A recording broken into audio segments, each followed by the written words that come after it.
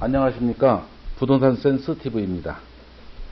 코로나19 때문에 모든 경기가 마비되고 있는 이 시점에 고생이 많으십니다.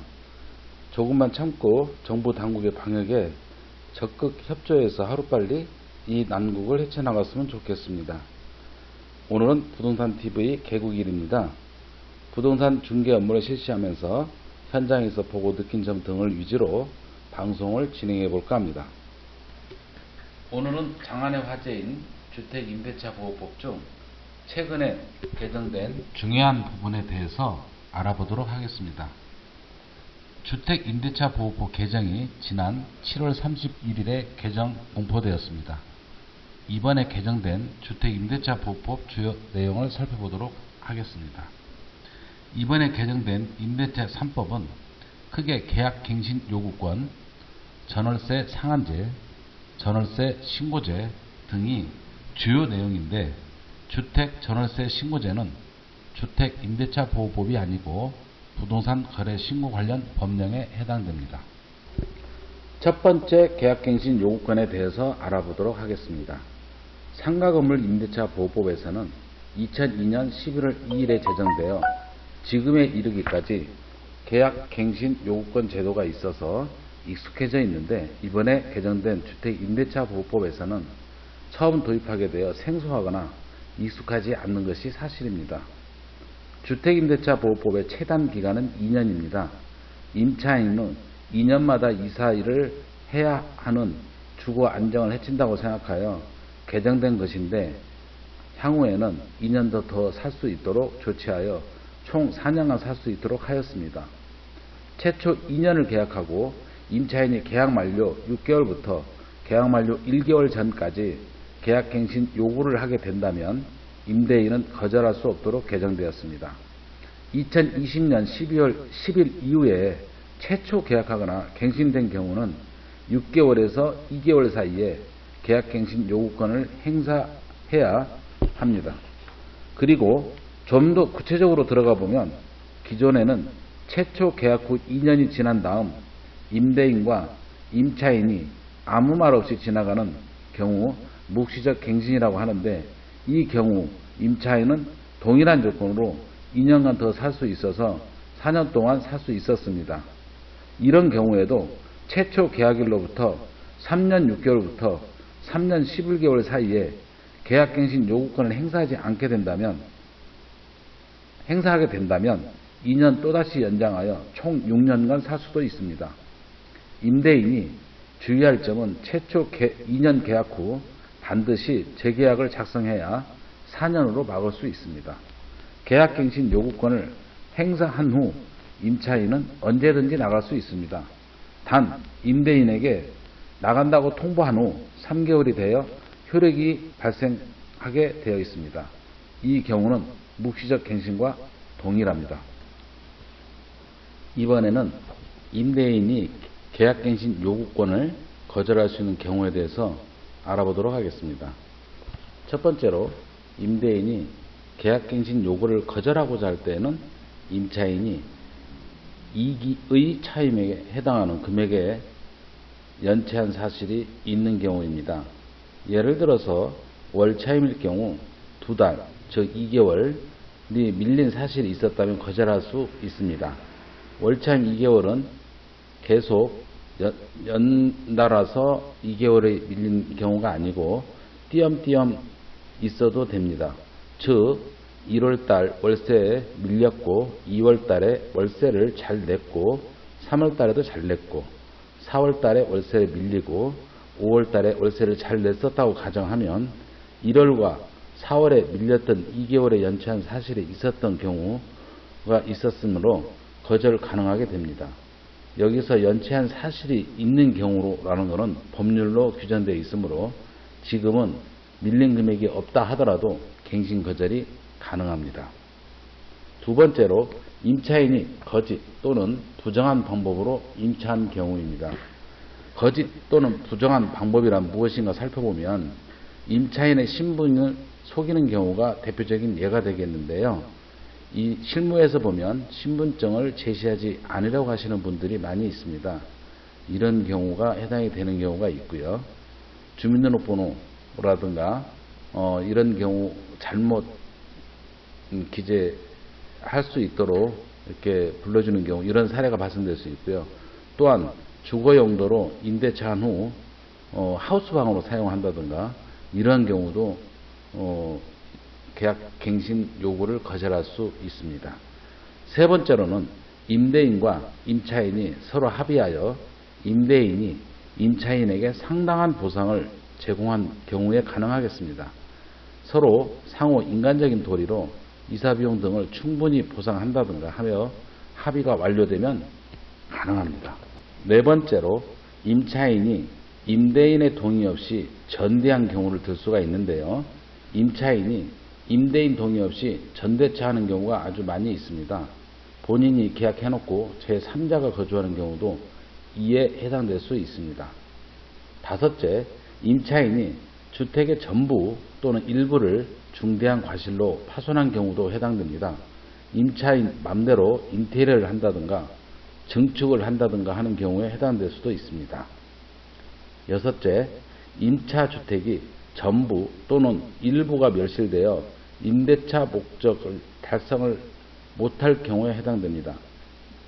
이는 아주 당연한 얘기입니다. 멸실되어 없는데 어떻게 임대차를 하겠습니까? 이런 경우에는 임차인이 계약갱신 요구를 하지 않겠죠? 일곱 번째는 주택의 전부 또는 대부분 철거 또는 재건축하는 경우에는 임대차 계약 체결 당시에 공사 시기, 소요기간 등을 구체적으로 고지를 했다면 갱신 거절이 가능합니다. 이런 경우에는 임대차 계약 체결 당시에 계약서 특약사항란에 구체적으로 명기해야 추후에 발생될 분쟁의 소지를 처음부터 없앨 수가 있겠습니다. 계약 체결 당시에 고지하지 않았어도 계약 갱신 요구를 거절할 수 있는 경우가 있는데요. 첫째는 노후되거나 훼손되거나 또는 멸실되는 등 안전사고가 우려되는 경우에도 갱신 요구를 거절할 수 있습니다.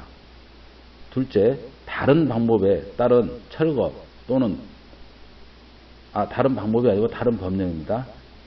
다른 법령에 따른 철거 또는 재개발, 재건축이 이루어지는 경우에 해당됩니다. 주거환경정비법에 의한 재개발, 재건축 되는 단지들이 될 수 있습니다. 여덟 번째, 갱신 요구를 거절할 수 있는 경우를 알아보겠습니다. 주택임대차보호법 7월 30일이 개정된 이후에 아주 혼란이 많이 있는 상황인데요. 임대인과 직계전소 또는 직계비속이 실제로 거주하는 경우에 갱신 요구 거절을 할 수 있습니다. 2년 살다가 입주하는 경우에도 계약 체결 단계에서 입주한다는 내용을 특약으로 명기하는 방법도 생각해 보시기 바랍니다.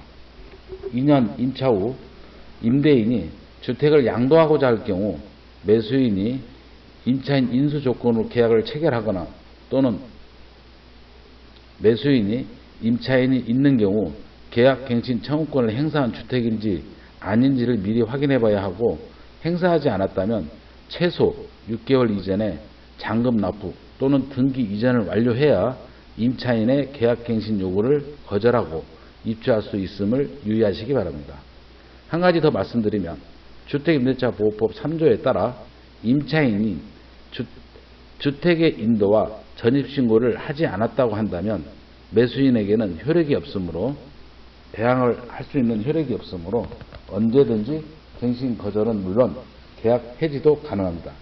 마지막으로 아홉 번째로 임차인의 의무를 현저히 위반하거나 임대차를 계속할 수 없는 중대한 사유가 발생될 때 임대차 계약으로 인한 점유권자가 임차인인데 임차인이 선량한 관리자의 주의 의무를 현저히 하지 못했을 경우에 해당될 수도 있습니다. 임대인은 앞에서 임대인 본인 또는 직계전속이라 하면 부모님을 말씀드리는 거죠. 직계비속이라 하면 자녀를 말씀드리는 겁니다. 직계비속이 실제 거주하겠다고 계약갱신 요구를 거절한 후 월세나 보증금을 올리거나 내리거나 관계없이 제3자에게 임대계약을 체결했다면 손해배상을 해야 합니다. 그러나 제3자에게 임대차 계약하지 않고 양도 계약하면 관계없겠죠? 그러나 실무에서는 임차인을 내보내려고 한다면 보증금을 먼저 내주고 내보내야 하기 때문에 넉넉하지는 않을 것입니다. 그건 각자 알아서 판단하시고요.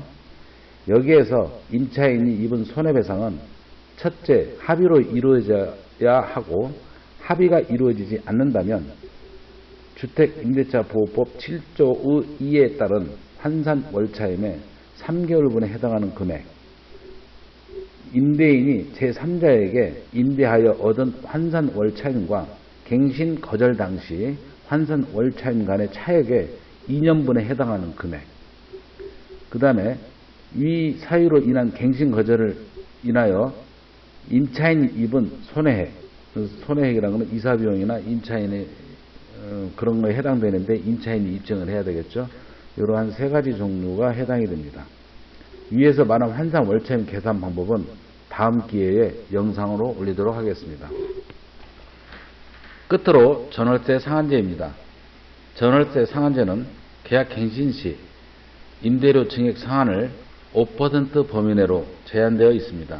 이는 임차료 급등에 따른 임차인의 부담을 덜어주기 위해서 만들어졌는데요. 5% 증액 또는 감액 주기는 1년 이내에 하지 못하도록 되어 있습니다. 최초 임대차 계약을 체결하고 2년을 살고 계약갱신을 요구하여 2년을 더 살아서 최고 4년을 살았을 경우 가정하여 임대차 계약 중 증감액 청구에 대해서 알아보도록 하겠습니다.